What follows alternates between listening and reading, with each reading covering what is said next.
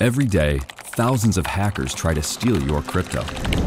But Arculus uses air-gapped technology by forming a protective barrier that insulates you from hackers and secures your crypto. Order yours at getarculus.com. Now, the Buckeye Extra Podcast with Rob Aller, Bill Rabinowitz, and Joey Kaufman from the Columbus Dispatch. The Buckeye Extra Football Podcast is presented by CF Bank, the boutique bank, member FDIC and equal housing lender, and Rosati Windows, Central Ohio's #1 replacement window company.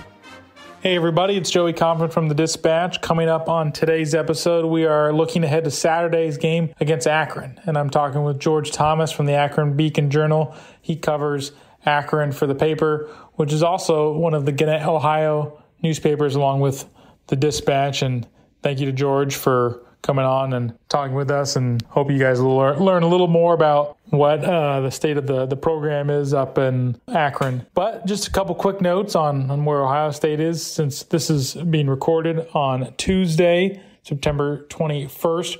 Ryan Day held his weekly news conference, gave a couple updates on the quarterback situation. He said C.J. Stroud is planning to start against Akron. They're not looking at resting him this week despite the shoulder issue. He was planning to practice throughout the week. So if you were thinking this was a situation maybe that Ohio State decides to keep him on the sideline and let him rest his shoulder for the week, that's not the plan as of now. And but Ryan Day did say that they plan to play other quarterbacks against Akron if the situation emerges. I think he's largely thinking about the idea if they win in lopsided fashion, as largely expected, then you get a chance to play Jack Miller and Kyle McCord. It sounds like Quinn Ewers is not close to really being ready to see the field just because of the timing that he came to Ohio State. He missed all of preseason camp just about, and Ryan Day mentioned it's been nearly impossible for him to get enough reps in practice to play in a game. So that gives you a sense of where things are quarterback-wise. Obviously, we talked about C.J. Stroud on the podcast recently, his performance. So that's where things stand. And obviously, Ohio State is heavy favorites this week, but nonetheless, we have a breakdown and conversation with George on where the Akron Zips stand year 3 under Tom Arth. Hope you enjoyed today's episode. We'll take a quick break, hear a word from our sponsor, and then get right into it. When it's 4th and 20 and you're after a great mortgage with a great rate, CF Bank is the only play you need to make it across the line and into the end zone. With the best interest rates and the most knowledgeable and friendliest loan officers, we'll make sure you close on time, not go into overtime. We don't just do purchase loans. We're experts in refinancing and home equity lines of credit, too. You need a home mortgage loan? You need the best refinancing options? Need fast access to a home equity line of credit? Huddle up. We've got a play for that. Call CF Bank today at 614-505-5805 or visit us at www.cf.bank. CF Bank, the boutique bank. CF Bank, NMLS 409132. Member FDIC and equal housing lender. Terms, fees, and conditions may apply. All loans subject to credit approval. Welcome back to the Buckeye Extra Football Podcast. This is Joey Kaufman. I'm joined by George Thomas, who covers Akron at the Akron Beacon Journal. George, thank you for coming on and helping us preview and look ahead to Saturday's game, Ohio State and Akron. Not a problem. I appreciate you having me on. So I guess to give people a sense of where Akron is as a program, Terry Bowden had been there for a number of years. Now they're coached by Tom Arth, who's in his 3rd season. How long have you covered Akron, and how have they done so far under Tom Arth? Terry's first year was my first year. So we're going back, I want to say 2011. That was a heck of a way to be introduced to the beat. I got switched to the beat like 3 weeks before he was hired, right in the middle of a coaching search. So that's a treat. Yeah. At any rate, how are they doing under Tom Arth? The best way to put it is I don't think it's fair to judge right now. I don't know how you feel about last season. You say third-year coach, I say second-year coach, simply because of circumstances. And, that's my bugaboo. In all fairness, he's 2-19. So, yeah, you are what your record says you are at this point. But I also think he's a guy who can turn it around for a couple reasons. Number one, he has Northeast Ohio roots, thus making him somebody who knows the area. He went to one of Northeast Ohio's prestigious parochial schools, one of the best football programs in the state, Cleveland St. Ignatius. So he has the contacts there. All that leads to him, if he's given the opportunity, and there's some patience on the part of the powers that be at University of Akron, he's the one to flip this around. How do you see it being a local guy helping them out? I live in the Cleveland area. Okay. My brother is a high school ref. I had my brother coming to me with questions from high school football coaches, and he's taken his steps to establish roots with the community, and that he looks to Northeast Ohio and broader Ohio first for his talent. I mean, there are plenty of, and you and I both know, the 4 and 5 stars have far more options than the 2 and 3 stars. He wants to get those 2 and 3 stars to look to Akron first. And I think he's made the connections in the community to do so. He had a perfect example, something I hadn't seen since I've been there, a camp, strictly local, 5-county area, where 300 potential players and their families showed up. So I think he's going about it the right way. He doesn't ignore other states. There's plenty of Southern talent. For instance, like the individual likely to start at quarterback this week, DJ Irons, is a Georgia kid. He's got Southern connections from his time at University of Tennessee, Chattanooga, for instance. But his first mantra is local, whenever possible. Yeah, I want to talk about DJ Irons a little bit later on this podcast, but I guess the thing that strikes me about Tom Arth is it's different than what they had, I guess, under Terry Bowden, where it seemed like the fit was a little different. I mean, he's a Southern guy. I mean, he didn't really have any ties to Ohio. And did that suffer at all under his tenure? Because just him from being from the southern part of the country, I can't imagine his ties with Northeast Ohio high schools were all that strong. One of the criticisms of Terry was that he didn't recruit well locally. Now, he started doing more recruiting locally towards the end of his tenure, but for the most part, all those years, they had that pathway to the south, those Florida ties and up. He would hit those areas first, so it was a definite critique of his program. So I guess how much has Tom Arth been able to overhaul the roster? And last year, 2020 being what it was, and not getting really a full slate of games, but he's had, I guess, a couple recruiting cycles now. How much has the roster there overturned, and him adding some local guys and all that? I would venture to say that the roster itself is probably, and this is from off the top of my head, so don't hold it to me. I counted it at one point. It's probably 65 to 70% Ohio, Western Pennsylvania. As far as talent left over, not much. The starter at quarterback who was injured, Cato Nelson, is like in his 5th or 6th year. He got that extra year due to the pandemic, and he redshirted 1 year. He's from Florida. That he was about and recruit came in fairly highly touted because he was a dual threat quarterback at one point. I'm hard pressed to remember anybody. Linebacker Bubba Arslanian, who was a local kid, grew up 15 miles from the University of Akron. Other than that, I'm hard pressed to remember anybody left from the former regime. That's quite a bit of turnover then. Significant. Well, they've added some guys. It seems like they really added a couple transfers this year too. The big one is DJ Irons, JUCO kid. Yeah, another one. Columbus kid, Dublin Kaufman. His name is Just Lord Boateng. Actually, I talked to him today. He went to Dublin Kaufman. He was a Michigan State recruit. Spent, I don't know if it's a season or half a year there. Transferred to University of Akron in January. and now he's a starting linebacker alongside Bubba Arslanian. And he's making an impact, too. Every day, thousands of hackers try to steal your crypto. But Arculus uses air-gapped technology by forming a protective barrier that insulates you from hackers and secures your crypto. Order yours at getarculus.com. DJ Irons, it seems like of all those guys, would be the biggest name or the most interesting, I guess, just because he made his first start last week in Akron's win over Bryant, threw a bunch of touchdowns, ran for over 100 yards. Is he going to be the starter this week? What have you, heard about the quarterback situation there? And that looked like an impressive box score. I can't say I watched Akron Bryant last Saturday, but did they figure something out at quarterback as well? But how much gamesmanship is Ryan Day into?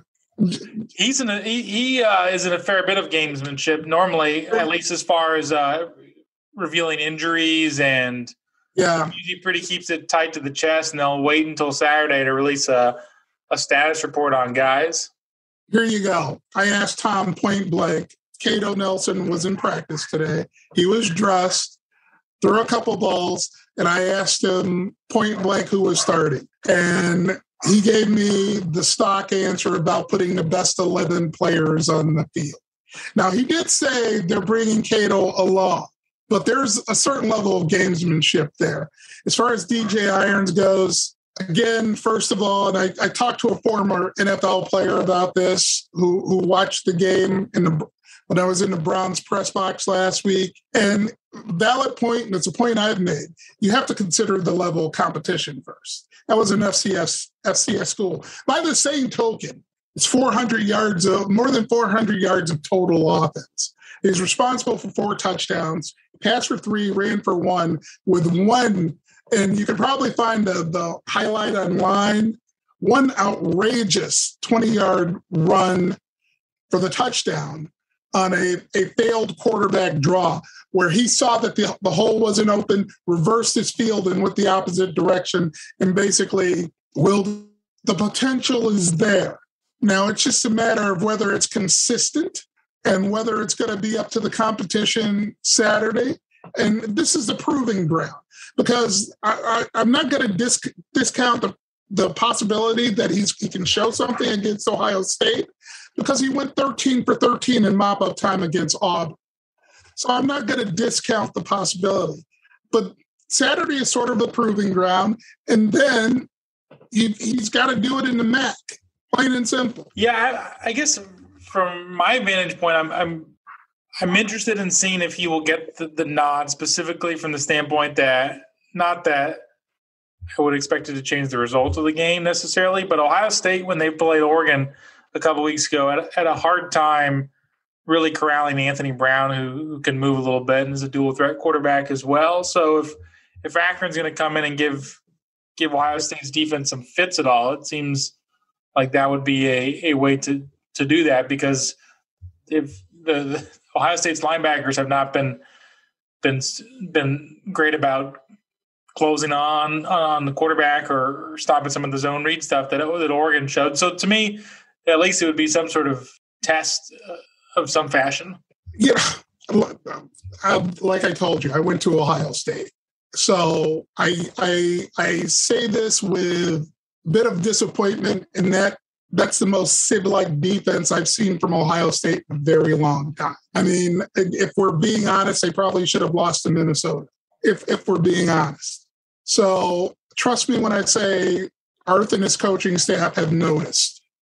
I mean, he's a smart guy. He's going to try to attack it. And if I got paid to coach, and I never will, probably look at it and do the same thing. And mind you, correct me if I'm wrong, but their DBs don't look that effective right now either.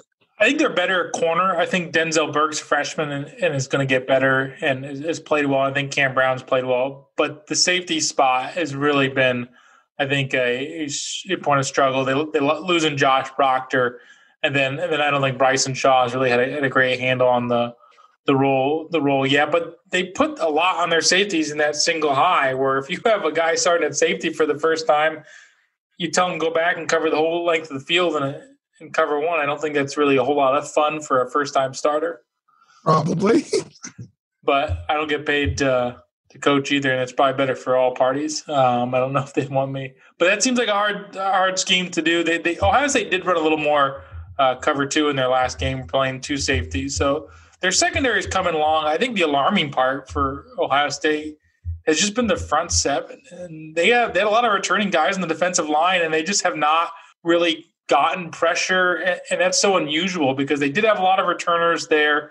Larry Johnson's the coach, and it doesn't look like your Ohio State defensive line of recent years. No, that's not a Larry Johnson defensive line. Where's the meanness? Where's the attitude? I haven't seen it. I have not. So, in some instances, they've been blown off the line, which you're not used to seeing from an Ohio State defense, period. Yeah, it's been weird because you thought maybe after the Oregon loss, they would come out and maybe be a little meaner and have a little chip on their shoulder. And it seemed to go the other way, where they just seemed to be in a bit of a malaise and they just seemed kind of lifeless because they got pushed around by Oregon. That was a game where they were really handled up front. Oregon really went toe-to-toe. They really bullied them in the trenches. And so you'd think after taking one on the chin, Ohio State would come back the next week and punch back, but it didn't seem to happen. It's better start happening soon. And see, this is one game, and I told somebody else, Ohio State can do a lot to right the ship, I think, here. This might tick some off by me saying this, but, it's a glorified – see, I don't want to disrespect Akron because I love those guys, but let's just say the level of the program is not the same, and there's no way that the Akron Zips should be in this game, not if we're being honest. You have to stand behind a statement like the best buying experience in the business. At Rosati Windows, their commitment to the customer has not changed since day one. Mike Rosati realizes that people have options when choosing replacement windows, which is why he appreciates each and every one of their customers. At Rosati Windows, they pride themselves on the very high standards of business ethics and customer satisfaction. They are accredited with an A+ rating with the Better Business Bureau, a top business with customer choice, and voted by Central Ohio as the best business in the window community with the Columbus Dispatch. That list goes on, but it's important to point out their customers voted for Rosati Windows for these awards, and it's why they make a statement like, Rosati Windows is the best buying experience in the business. For Ohio State, I think it would really behoove them to win convincingly just so they could play more of their guys and play more of their quarterbacks. Ryan Day talked about that on Tuesday where he wanted it he said he hoped the situation arises that they could play their backup quarterbacks. So he doesn't think C.J. Stroud is the answer at this point, huh? Well, part of it is due to I think they want to rest him a little more. They're trying to thread a needle where C.J. Stroud has a shoulder issue, and they would like to have him probably rest that to some degree. On the other hand, you want to also get him reps, and then you also want to get your backups reps too. So I feel like they're trying to do a lot of things at the same time, and we'll see if they can do that. But yeah, I don't want to call. I guess the point spread doesn't think much of this being a competitive game. Obviously, I think the line opened at like 53, which is like a couple years ago when Ohio State was like a 52-point favorite over Rutgers in 2019, and they ended up playing the starters for half. No offense, but with the Ohio State I've seen, I'm not sure I'm laying those points.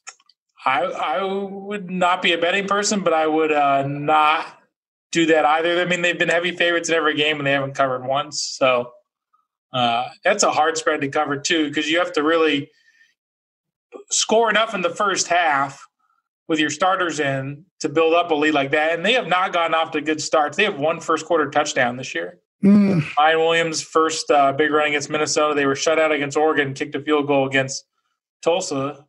So they've not come out of the gate strong at all.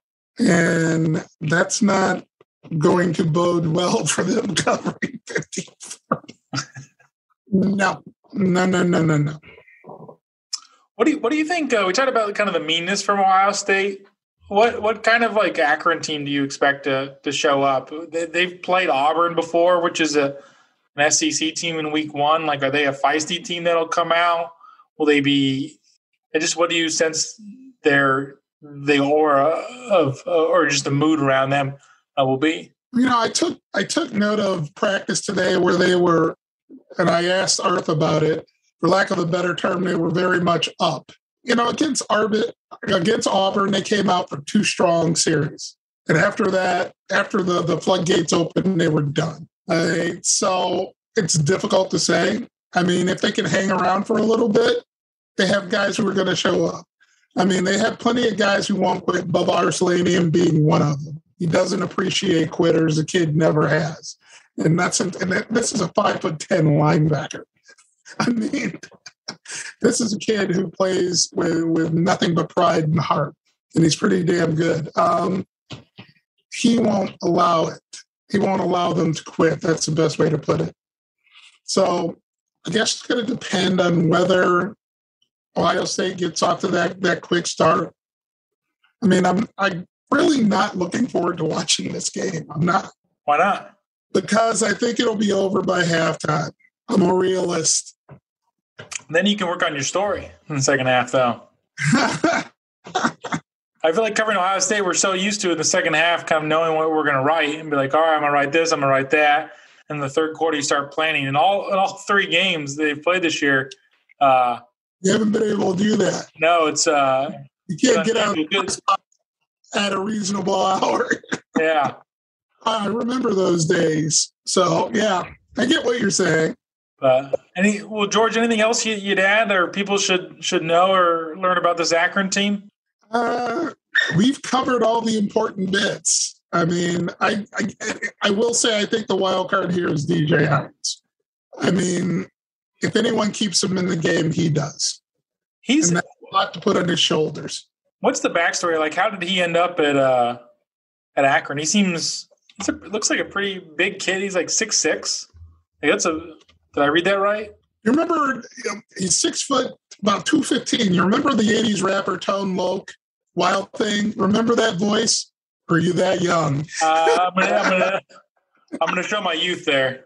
Gravelly voice that's like whiskey and cigarettes. I mean, first thing you reminded me of was Tone Loc.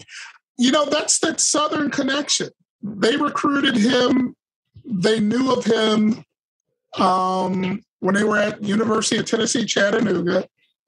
And throughout time, they kept in touch with him. He had a full ride to Eastern Kentucky, I guess. He ended up at, Iowa Central, the prestigious JUCO program, and stayed in touch, and boom, next thing I know, there's a 6'6" quarterback in spring camp. So it's like, okay. It seemed like, obviously it seems like a pretty good find by them. It's a darn good find. Now, the question is, and whether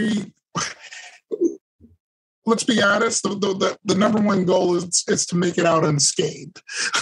Yeah. Because for the Zips, it's the MAC season.